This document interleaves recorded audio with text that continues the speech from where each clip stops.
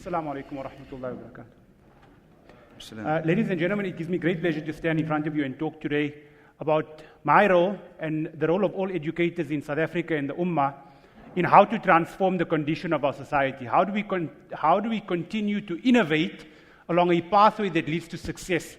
Education is the means, not the end, and I think sometimes we forget that. So I've chosen to make my presentation today the longest lesson, 1400 years of teaching or learning rather, and hope through EdTech. Now I want you to just keep a couple of things in mind here. Normally, when we talk about 1400 years, very soon we're going to have to be talking about 1450 and 1500 years from now. We always look at this 1400 years term as a historical thing, isn't it? Because that's the spirit of Medina that we're trying to rebuild in this conference. So we always think about 1400 years as a historical idea. But I'd like you to join me in thinking about 1400 years not only in a historical context, but also in a future context. Allah knows how long humanity has and when the hour will come. But we must assume that there'll be another 1400 years and we need to prepare for that. So that's why I've entitled it The Longest Lesson, because it's 1400 years twice. We have to look back, let that inform where we are, and hopefully with some guidance, let that create a future for somebody else. So where does the longest lesson start? The longest lesson starts, I feel like I'm going backwards. 1400 years. The longest lesson started with the first word in the Qur'an. Or the first word to be revealed in the Qur'an is Iqra. Not learn, read. Allah's wisdom was not to command us to learn as the first instance, it was to read. And the reality of that is, you cannot read without learning, isn't that so? It's like a human consequence of me reading something. I'm inevitably going to learn something, right? So the longest lesson began there. One may argue that the longest lesson began in Jannah with the story of Adam alayhi salam, but we can keep that for another Ummah Tech discussion. Let's assume that our longest lesson began when the commandment of Iqra came, albeit not in Medina but in Mecca, but in and around the same era. So the commandment for us was to read. The longest lesson. How do we take the commandment of Iqra in 2025 going into 2026 and beyond and continue to read? One may argue that we're reading a lot now because we're reading a lot of ChatGPT, isn't it? Like we're actually reading more now than we were like say 5-6 years ago. Because we know where to go to. So there's no shortage of knowledge, or there's no shortage of availability or access to knowledge. And as you'll see hopefully later on in my presentation, what we need to find is wisdom. So I've decided to break my presentation up into 3 parts. The first part that I'd like to talk about is the first Medina. The one that we all read about and the one that we hear about and the ulama teach us about it every week in the Jummah Bayan, and we kind of just leave it to be there. So there's one Medina. Then there's the digital Medina of today. What are we doing today to revive that spirit? The spirit of 1400 years ago. What are we doing today to create a digital Medina? I think today's conference and tomorrow's sort of continuation of today would be the digital Medina. And then there's the third Medina, which is the future Medina. And I think we've got a role to play in all 3 Medinas. As leaders in education, as leaders in tech, and as just people of the Ummah of Nabi sallallahu alayhi wasallam. So my three parts. The first part is the sacred beginning. This idea that the first Medina was there. So how do we take the lessons from the first Medina and bring it into today? As educators, and maybe not only as educators, but as general professionals, the world is demanding of us increasingly a personalized journey of everything. So when I talk to my students today, they don't want a generic education. They want a very specific education. They want me to understand them as individuals, as human beings with their own agency, with their own understanding of the world, with their own interpretation of the world. Now, I cannot create 17 and 18,000 personalized journeys of learning for every one of my students. Or maybe can I? Maybe I can.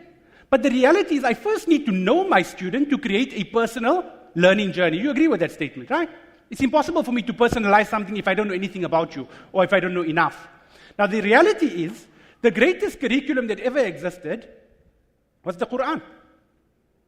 That's the greatest curriculum. And if you and I agree that if we can all take the same ayah, any random ayah from the Qur'an, and we all read it, we'll probably have our own individual interpretation or feeling that we get when we read the ayah. Isn't that so? So counterintuitively almost, the Qur'an, which is the greatest curriculum, is personalized for us long before we were even born. That personalization existed long before we were even born.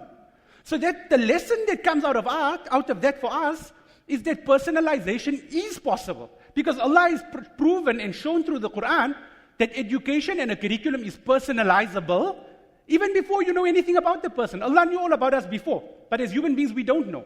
So that's the guiding principle for us as educators in the Ummah, is to make sure that we do find ways of personalizing the learning journey so that they can become innovators and they can become leaders in any sphere of the economy or society that they go to, right?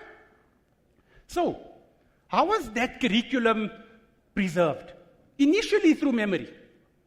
And then we had people, Sahaba radiallahu anhum, and others, who would have taken what would seem to us as very primitive things to record it and move it from memory to manuscript. Or as we say, the mushaf, right? So when we look back, now remember we've got the three Madinahs, the first Madinah, the digital Madinah, and the Madinah of the future. When we're sitting in the Madinah of today, the digital Madinah, looking back to the first Madinah, we look at these kind of things, and we say that's very primitive. They needed to write on a bark of tree? Oh, shame. They needed to write on an animal's skin? Oh, shame. But if you were living in the first Madinah, and you looked at these people writing on the barks of tree and writing on animal skin, you would have thought, oh, wow. You would have thought those are the educators. That was EdTech. That was the ChatGPT of the time. That was the Google Scholar of the time. Because it was all that was available. So we look at it in the sort of somewhat judgmental sense of saying, oh, shame. But the people of the day were saying, oh, wow. Now when you come to the Madinah of today, the digital Madinah, we're all about, oh, wow, because what ChatGPT can do. We say, oh, wow, because of what Google Scholar can teach us. But the Madinah of the future is going to look back and tell us, oh, shame, you used AI. Oh, shame, you used ChatGPT. That's the reality we're preparing students for. That's our responsibility as educators. We don't know what role we have to play for the future Madinah, but we know we have a role to play. And it's a significant one. It might be that they look back at us and say, oh, shame. But they'll be thankful that we're doing whatever we're doing today, hopefully, if we do our jobs well. They'll thank us the way we thank the Madinah of the first, by recording from memory to manuscript. You with me? Let's move on. I'm going to skip a few slides here and there just because I'm making the point as I go along, right? So from memory to manuscript. Right. Now, let's ask ourselves another question. Was education in the first Madinah, was education a department in the Ummah, or was it the foundation of wisdom? Was it the foundation for everything else to thrive? Was it the actual source of wisdom? Or were we just in pursuit of knowledge? Was the first Madinah based on knowledge or wisdom? It's a serious question. Maybe in your own space, consider that. Who was responsible for wisdom? Was it the Sahaba radiallahu anhum to ask the right questions of Nabi sallallahu alaihi wasallam? Was Nabi sallallahu alaihi wasallam offering all the wisdom himself? Was it through the Qur'an only? What was the situation there? Because if we understand that, then in the digital Madinah, we'll start to understand whose responsibility is it to find wisdom. It's not hard to find information. It's on our fingertips quite literally right now. But can we find wisdom?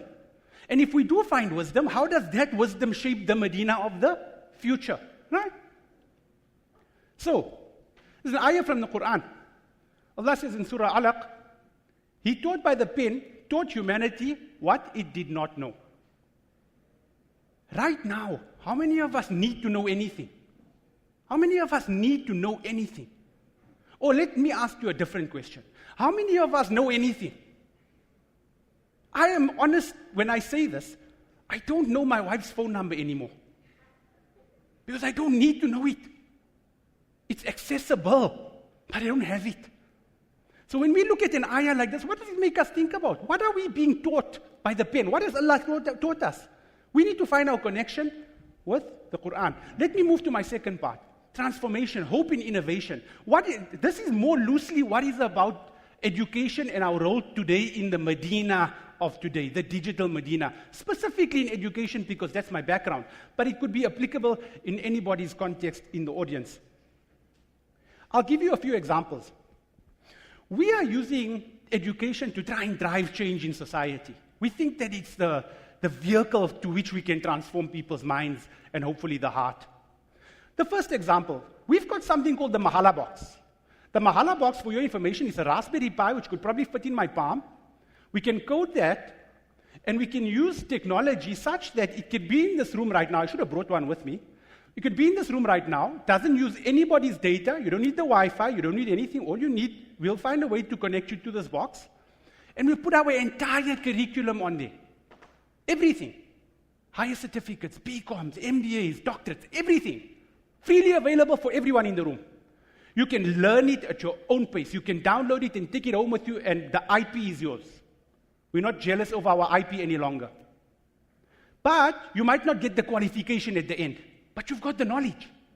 And maybe that can help you. Are we really after qualifications, or are we after knowledge? So we're trying to transform education by saying, here we go. Take what we have and it's shareable.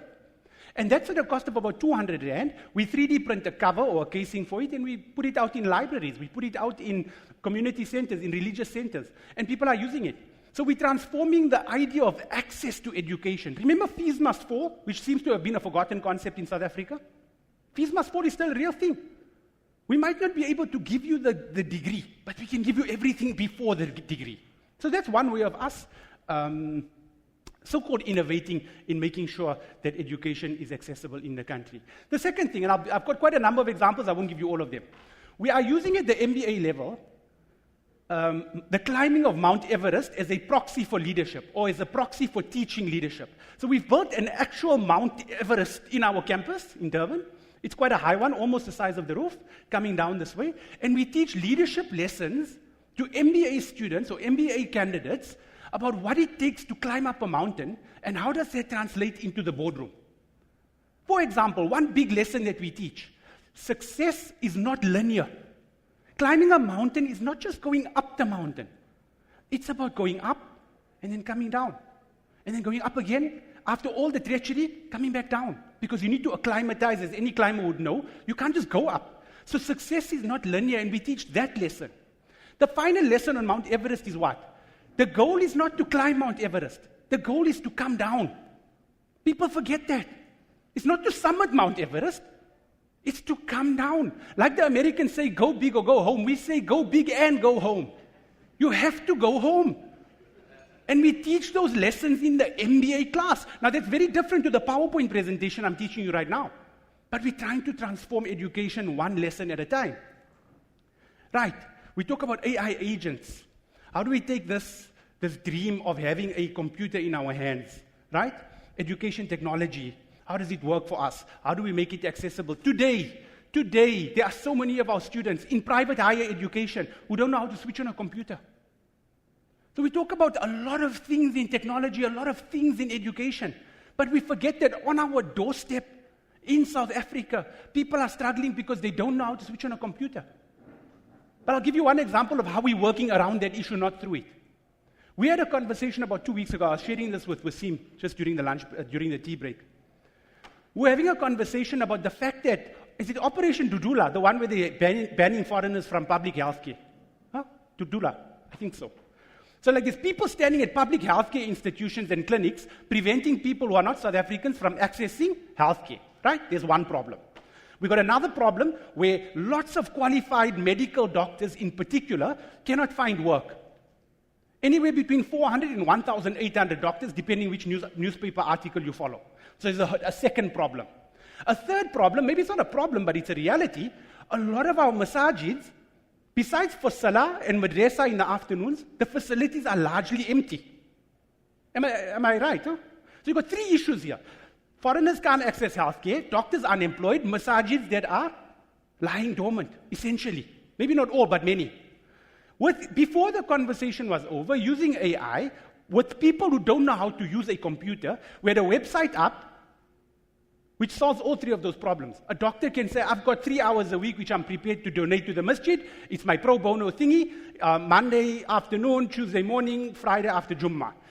Foreigners or anybody, but foreigners as well, not being precluded, Oh, I've got time on a Friday afternoon. I can go and get some healthcare. Hey, the masjid is laying empty on a Friday afternoon anyway. Madrasa only starts later. We can go and do it. So we had a functioning website solving 3 big problems by the end of the conversation using a cell phone. So no longer do we need to plan stuff. We can act as we do. Somebody used the term earlier about sensing. We can sense a problem and we can solve the problem immediately.